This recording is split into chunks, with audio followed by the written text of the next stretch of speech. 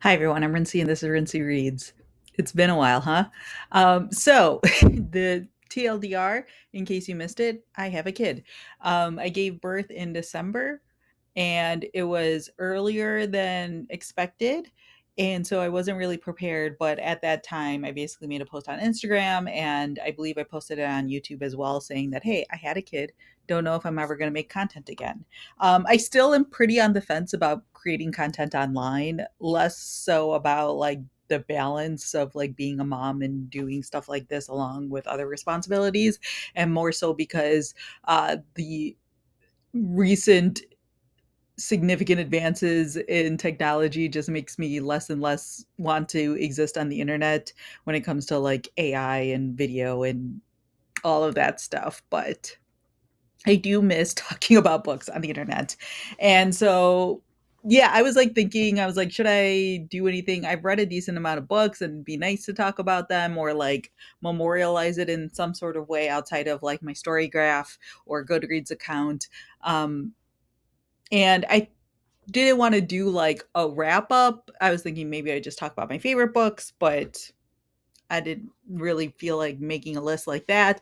And so I thought it'd be fun to do a tier ranking just to briefly talk about all of the books that I read in 2025. Now, I have almost 30 books here, which is great. I wasn't expecting to read 30 books in all of 2025. So the fact that I've almost reached 30 so far this year is great. It's mostly because in the beginning stages, like the first couple of months, baby would only contact nap, and so in order to keep myself awake sometimes while the baby was napping on me, I would read, and so I ended up reading a whole lot of books in those early weeks and months. My husband was also like off from work and stuff like that, so there was also like more capacity, it felt like, for books and reading. And these days, like, I haven't finished a single book in the month of July, so I don't know how like the rest of this year is gonna go, or just how anything's gonna go in the world, in life in general anymore. But I guess that was never really the case. Who can? But yeah, I just thought it'd be fun to like just do a quick tier ranking of all the books I read in 2025. I'm going to try my best to go in somewhat chronological order. And yeah, I have a time limit on this because I'm actually like recording this on Canva and there's a 25-minute time limit. So I'm going to be pretty quick with my comments just because I have to be. But no edits either. And again, apologies for, quality on this because I'm recording using my laptop camera and microphone and things like that. I'm not doing any real editing or anything along those lines. So, yeah, let's jump into it. Books. So first up, we have "We Need No Wings" by Anne de Villa Cardinal. This was a really great book and one that I kind of picked up. Oh, that's not what I need to do. I should probably lock all these, huh? So I don't do that constantly. The joys of doing this no takes. So "We Need No Wings." This is a story that follows like a slightly older woman, like she's in her maybe 50s, and her husband dies, and she basically is grieving the loss of her husband. She has one son. She was a professor, and she takes a sabbatical after her husband passes away, and she ends up going on a trip because basically one day like she's out in her garden working and she starts levitating, and she's not really sure like how or why this happened, but there have been rumors of there being like people in her family who have like special or magical abilities, and so she ends up traveling to Spain to basically look into it and to figure out what's happening to her and stuff like that. And also it's just like her a time for her to just figure out what she wants to do with her life now that her husband's no longer there with her. Like, does she want to stay at her current job? Does she want to live where she's living? All of these questions. And yeah, like I think I picked this up because it was just available at the library. I genuinely don't remember how I heard about this book. Don't hear I don't know anyone else who's read this book, but I would actually highly recommend this book. It felt a little bit weird to like read a book about grief and grieving in the month of January because January is the month of my dad's death anniversary, and it was his 10-year anniversary like this past January and stuff like that. And so, yeah, I don't know. It might have been a right book, right time sort of situation, but I honestly think that this book was really well done. So I'm gonna put this in the star category, and I didn't even talk about my categories. Fire for books that are just absolute fire. Stars are for like books that are still like really, really good, but I wouldn't quite say they were like fire books. Next up, we have a thumbs up. Books I would just give a general thumbs up to. The crying emoji, either it like for tears of sadness or just like the topic, or I was just so utterly disappointed by them. Shrug emoji because for the books that I read, but I'm just kind of like I have no strong feelings. And then finally the trash can for I don't know if I read any. Well, actually there might be one book that ends up in the trash can category. Generally I DNF books if I'm not enjoying them, but yeah, I think there might be one in here that I'll put in the trash can, but we'll see. We'll see. Okay, next up, I read a book called River Munna. I don't know if that's actually how you pronounce it. I picked this up because I saw someone else talking about it, and I read a short story collection from this author, and I liked the short story collection. It was a solid like thumbs up collection, and it was one of those where I think in my Goodreads review I wrote like, yeah, this is an author I'll keep an eye on, like if she puts out anything else. This book is relatively short; it's less than 300 pages, and it was like pitched to me as kind of like a Percy Jackson esque story where there is this girl and then there's suddenly like mythical creatures who start like attacking the city that she lives in and stuff like that. I thought the book was fine. This is one I'm going to put in the shrug emoji category because it's like it's not bad, and I think if you're someone who enjoys like mythology bait like books that are like modern mythological stories, you might like this one. My main nitpick was that it was really short, so you don't get a lot of like development in terms of like what's happening. It's more just about the character growth, like the main character trying to figure out what she wants to do with her life. And then my other gripe with it was like all of these things, like all of a sudden they're like mythological creatures in the real world, and like none of her friends are questioning what's happening. And I just thought that was so weird. So yeah, this is one where I was like, I'm not mad that I read it or anything like that, but like it was just too short for what I was trying to do. Next up, I read Small Things Like These by Claire Keegan. This is a book I bought because I read Foster either 2023 or 2022. I don't exactly remember. And I loved Foster. 5-star read for me. Highly, highly recommend this book. This one is probably going to go in the star category. It takes place over Christmas, and it's like wintertime. So it was a nice January read right after the holidays. And you're basically following this guy who lives in Ireland who um, runs like I can't remember what his business is. It's either like wood or something along those lines. And he like goes to the local Catholic orphanage and sees like one of the orphans being treated badly, and you just follow his like emotional journey through the book. It's another really short book. If you read Foster, it's around the same size. I just found Foster more impactful than this one, but they definitely invoke similar feelings, I feel like, and are just like really beautiful writing and things like that. I think Claire Keegan has more books out, so I definitely want to read more from her.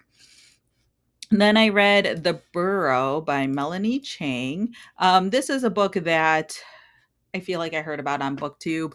It's an Australian author. This book takes place during the pandemic, but it's another book about grief. And in this one, you are actually following a family where there is a mom, a dad, and a girl. And there was another baby that was part of their family that died. And so they are grieving the loss of their kid while also in lockdown. And during lockdown, I think it's the mom's mom moves in with them because she like ends up like breaking her leg or something along those lines, and like is unable to live on her own anymore. And so it's about them grieving as a family, and then also like because of all of these things that have happened, they've kind of like disconnected as a family, because they're all kind of like grieving individually, and you see them working through that grief. It's not really like strongly about COVID, but it very heavily does take place during COVID. But honestly, this book was so good. I would say it's going to go in the fire category. I feel like more people should read it. It was one of those books that I was reading at very soon after giving birth, and I was like, should I be reading about a family that loses one of their children, especially as a baby. And I was like, but honestly, it was so good that like I'm so happy that I read it. And if anything, it like made me more emotional just thinking about potentials and stuff like that.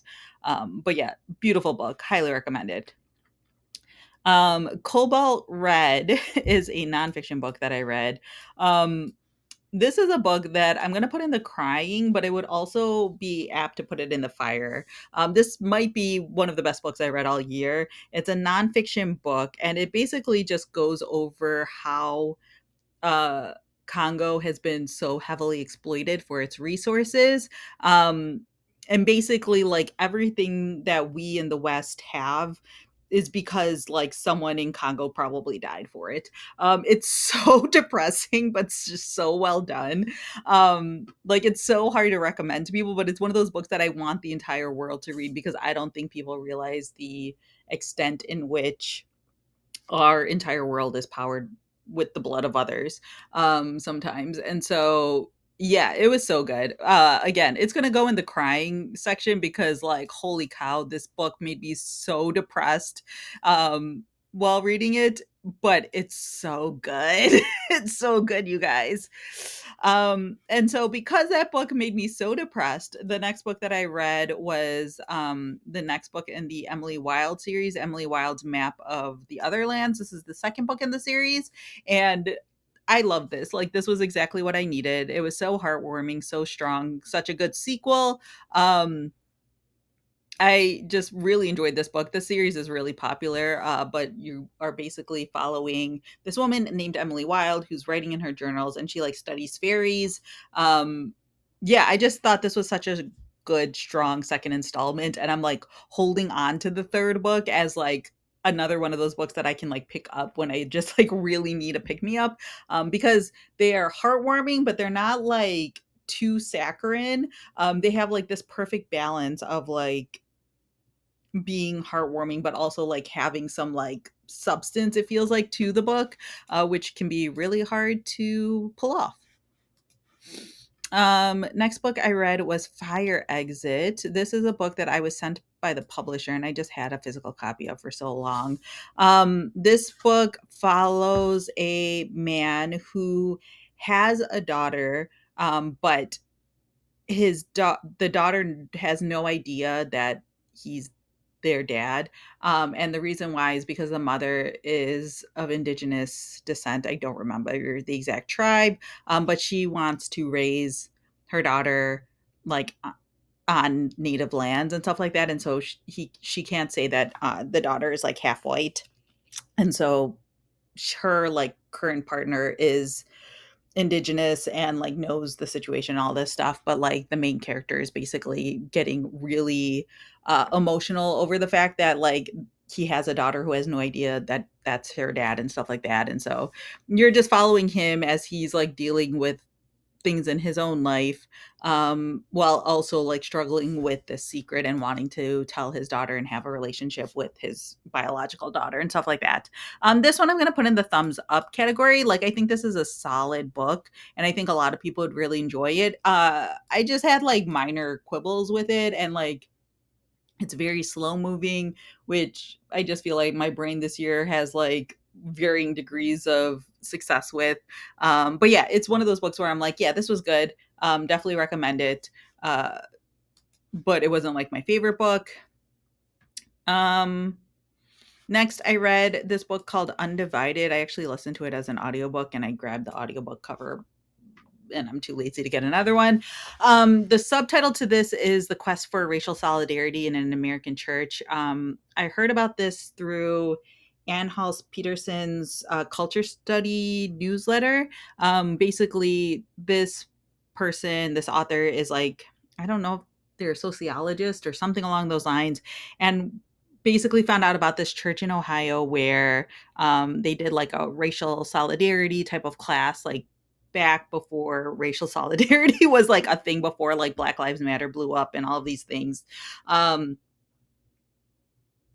and how like the people who were part of that class ended up um, coming together to get universal preschool legislation passed in their town and stuff like that. And so it basically just like looks at this church and what they were doing and how like evangelical churches in general don't do great with racial solidarity and what this specific group was doing. This book was fine. Like I felt like it was different than what I was sold on the tin, and even like reading the newsletter and stuff like that. So I'm gonna kind of put in the shrug emoji. Like I don't think it was bad, but I do think it was different than what I was expecting from it. It was really interesting to read about at certain points, but I think by the end of it, I was just kind of just like, all right, I get it, I guess. Like I don't know if it needed to be a whole book. It probably could have just been like a really long essay, maybe. I don't know. Good Turt by uh Charlemagne Wilkerson is the next book that I read. She wrote Black Cake, and I really enjoyed Black Cake, and I was looking forward to this one. This is a book that I read that I was like, crap, I need to get back on BookTube because I want to know what other people think of it. This is one that kind of, I'm so like conflicted about it. I think I'm going to put it in thumbs up, but I'm debating between thumbs up and shrug emoji because I think that the main storyline is so good, but there were so many side perspectives and storylines that I don't think were necessary. Like you are following this family where they also had like a tragic event happen, and like there was like a mom and dad and then like a son and a daughter in this family, and the son ends up getting killed. And it follows like this family as they're dealing with the grief with that, and like the girl has grown up her life, like a lot of her life, just being like the sister of this person and stuff like that, and having to deal with like this tragedy over her, and she's finally getting married. And then like her marriage gets called off. And she's having to deal with that. And so like that whole storyline, especially like the storyline with the mom and the dad, loved it. Loved all of that. The part that I did not care about is like you get the POV of like her ex-fiance and like other people around him, and I'm just like, I don't care about you. I don't care about what's happening in your life. Like they're fully fleshed out characters with their own problems and stuff, but I was just like, I don't care about you. Like that's, I don't feel like that added anything to the book. Um and it like honestly like annoyed me a little bit. So honestly, I'm gonna put this in shrug. It wasn't bad, but I was just like, dang, like I didn't need all that.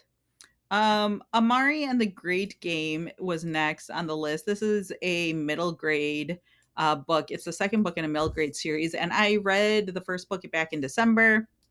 Um, I really like this middle grade series. This is another one of those where I'm holding on to kind of like the books in the series because the series isn't complete yet. I think there's like 3 or 4 books out. And so I'm kind of holding on to these books for like when I'm in a reading slump, or which maybe I should pick one up now because I'm kind of in a reading slump, or just like I just need something, quick and fun and something that I know I'm going to enjoy. Yeah, I think that if you enjoy middle grade fantasy books like Percy Jackson or something along those lines, this is a really good one. So this one's going in my thumbs up category. Next, I read The Townsend Family Recipe for Disaster, which is over here. Honestly, ooh, this is either going in shrug or trash. Should I put this in trash? I don't know. It's not that this book is fully trash, but it's just like so like superficial in nature. And sometimes you want a book that's like pretty surface level, but like this wasn't it. You are following this woman who is of mixed race, and she basically just doesn't know, I think, her dad's side of the family at all, for reasons you find out about over the course of this book. But basically, she just like shows up one day at a family funeral and is like, "Hey, I want to be a part of your lives." And then she like I think it's like her grandmother's funeral that she shows up at, like her dad's mom. And she's just like, I want to be a part of this family, and then just kind of like forces herself in. And it's like kind of awkward and like also just kind of unrealistic, I feel like, for like how people would react if this person suddenly like showed up and started doing things. And like it just felt a little like hallmarky. I don't know. It was like, I guess shrug. I'm not going to be mean and put it in the trash can. But I was just like, I don't know. It was all right. It just felt too superficial for me personally. I Cannot Control Everything: A Memoir of Motherhood, Science, and Art. This where is the there it is.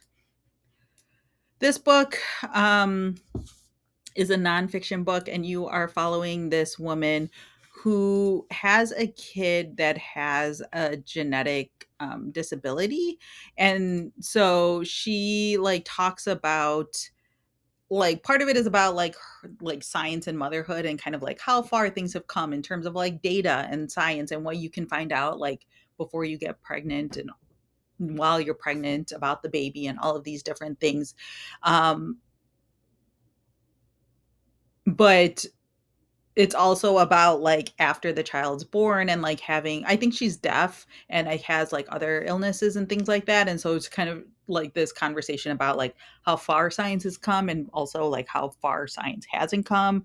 um and kind of how science and technology hasn't necessarily made mothering for her and her life and her daughter's life better in a lot of ways. And yeah, I enjoyed this book. Like this one I think I'm going to put in the thumbs up category. There are parts of it that are super super interesting, especially as someone who just, you know, went through a lot of this process. She talks a lot about like the genetic testing you could potentially do and like all of these other pieces of information that you get kind of like as you give birth, and like some of it's available to all people, some of it's only available if you're considered like high risk or if you're an older mom, they do more testing and things like that. And kind of like what to do with all those decisions, which are like conversations my husband and I had about like the genetic testing that happens. um and yeah, it was just like really fascinating, but then there are other chapters that I was just like, I don't care what you're talking about here. So it feels like a your mileage may vary sort of book, but I enjoyed reading it. It wasn't bad.